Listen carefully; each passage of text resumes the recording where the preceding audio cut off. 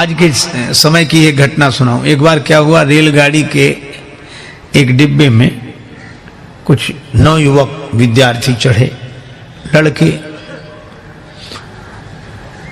10-12 लड़के, और संयोग की बात वो डिब्बा खाली था। एक बूढ़ा आदमी किनारे सीट पर बैठा निमला लिए राम राम राम राम राम राम कर रहा है, और लड़के देखा।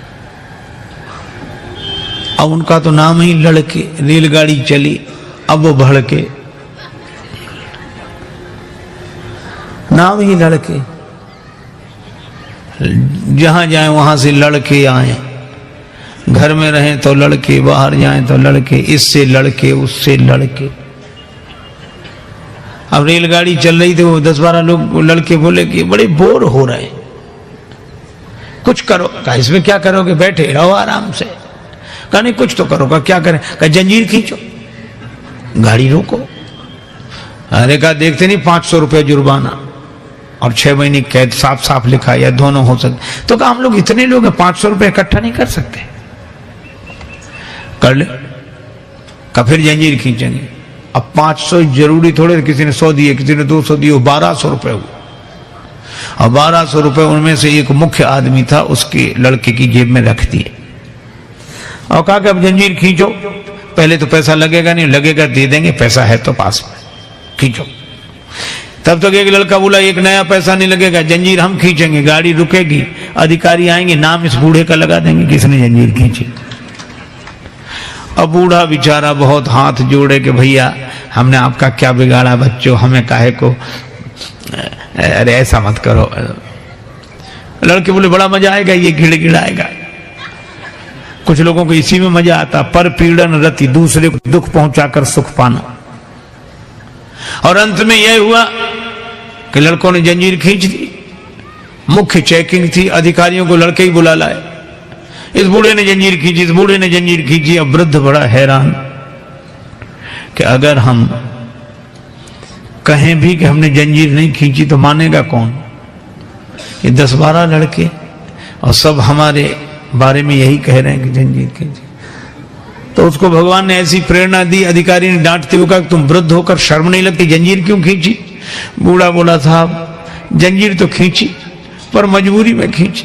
क्या मजबूरी थी, हमारे पास 1200 रुपए थे, इन लड़कों ने छीन लिए, इसकी जेब में रखे।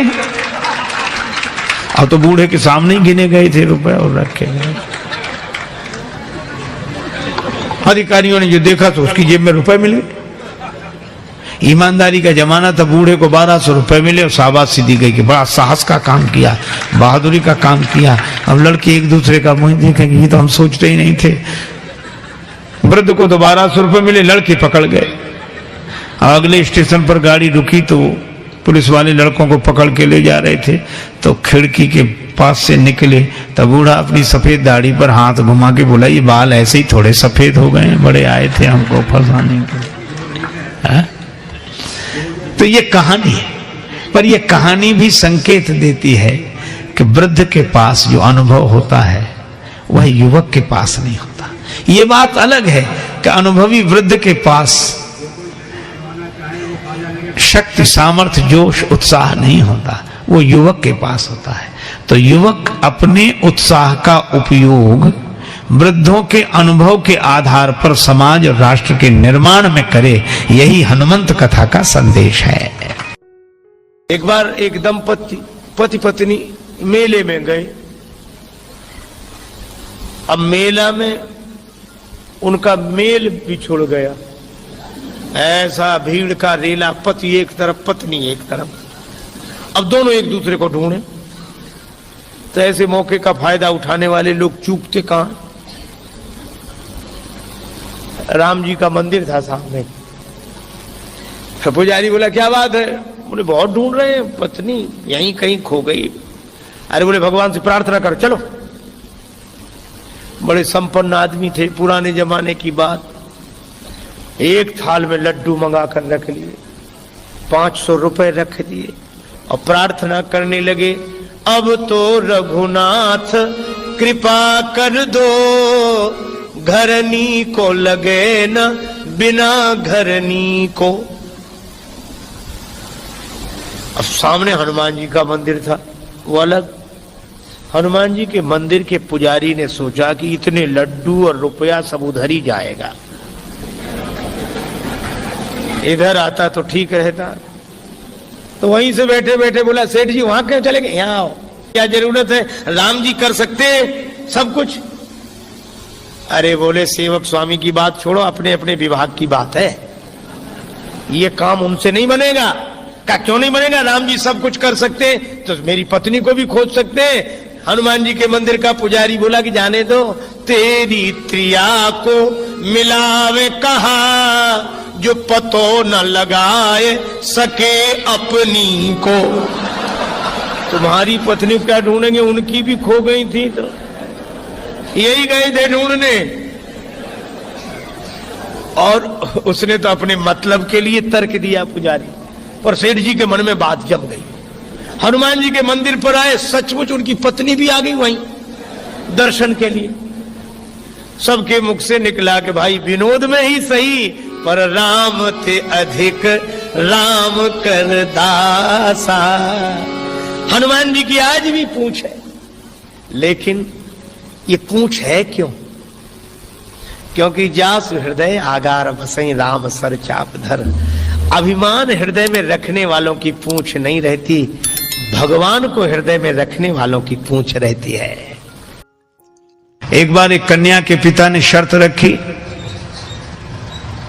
कि हम शादी तो करेंगे, उसी दूल्हे से करेंगे, लेकिन शर्त यह है कि बारात में कोई बूढ़ा आदमी नहीं आना चाहिए।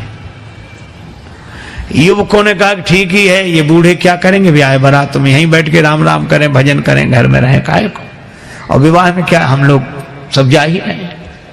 वृद्ध मान गए, पर दूल्हे का जो नाना था वो बोला ना ना, हम तो चलेंगे, हमें तो ले चलो। नाना वो लोग कहते हैं कि बूढ़ा दिख गया तो बारात लौटा दी जाएगी। नाना बोले तो ऐसे ले चलो कि दिखे नहीं, पर ले चलो। किसी तरह इंतजाम किया गया, गाड़ियों में जहां सामान रखते हैं उसमें ही नाना को किसी तरह छिपा कर ले गए। बारात पहुंची, कन्या के पिता ने अपना एक आदमी भेजा, देखो कोई बूढ़ा तो नहीं आया है। संवाददाता ने समाचार दिया कि कोई बूढ़ा नहीं आया। तो कन्या के पिता ने एक शर्त रखी कि हम विवाह के लिए तैयार हैं, पर बारातियों को हमारी एक शर्त पूरी करनी पड़ेगी। गांव के बाहर जो नदी बह रही है, उस नदी में पानी की जगह शुद्ध दूध बहाओ, तो हम विवाह करेंगे। अब बहुत अकल लगाई लड़कों ने, नदी में पानी की जगह शुद्ध दूध, इम्पॉसिबल, असंभव। तो कहा चलो बारात वापस ले चलें। बारात वापस लौटने लगी। किसी ने कहा बारात तो लौट ही रही, नाना के काहे को प्राण ले रहे हो, बाहर निकाल ले। नाना से कहा कि निकल आओ। नाना बोला क्या बात है, बोला अब तो बारात ही वापस जा रही है। कहा क्यों? कहा वो कहते कि नदी में पानी की जगह शुद्ध दूध बहाओ। नाना मुस्कुराया कि छोटी छोटी बातों पे कहीं बारातें लौटती हैं। लड़के बोले नाना दिमाग खराब है, छोटी बात है, इतना दूध कहां से आवे और नदी में और लिए और फिर शुद्ध कैसे रह जाएगा, दूध पानी में डालोगे तुम। ये वृद्ध ने मुस्कुरा कर कहा कि जरा सी बात है, तुम जो कन्या के पिता की ओर से समाचार लेकर आया था उसी के द्वारा तुम समाचार भिजवा दो। क्या? कि दूध का इंतजाम हमने कर लिया है, शुद्ध दूध बहा देंगे, इतना नदी भर जाए उससे भी ज्यादा दूध हमारे पास है, लेकिन हमारी भी एक शर्त है। क्या? कि नदी का पानी खाली तुम करा दो, दूध हम बहा देंगे। कन्या के पिता के पास खबर गई कि वो कहते हैं कि नदी का पानी खाली तुम कराओ, दूध हम बहा देंगे। कन्या का पिता बोला जरा अच्छी तरह छानबीन करो, बारात में जरूर कोई बूढ़ा आया है, नहीं तो।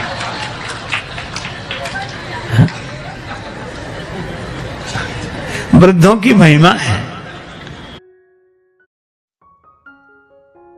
तो हमने ये कथाएं सुनी स्वामी राजेश्वरानंद जी महाराज द्वारा। बहुत ही सुंदर तरीके से इन कथाओं का वर्णन उन्होंने किया है। उम्मीद है आपको ये कथाएं बहुत पसंद आई होंगी। अगर आपको ये कथाएं पसंद आई हैं तो चैनल को सब्सक्राइब कीजिए, वीडियो को लाइक और शेयर कीजिए, ताकि इस तरह की प्रेरक और हास्य कथाएं हम आपके लिए लेकर आते रहें। आपका बहुत बहुत धन्यवाद।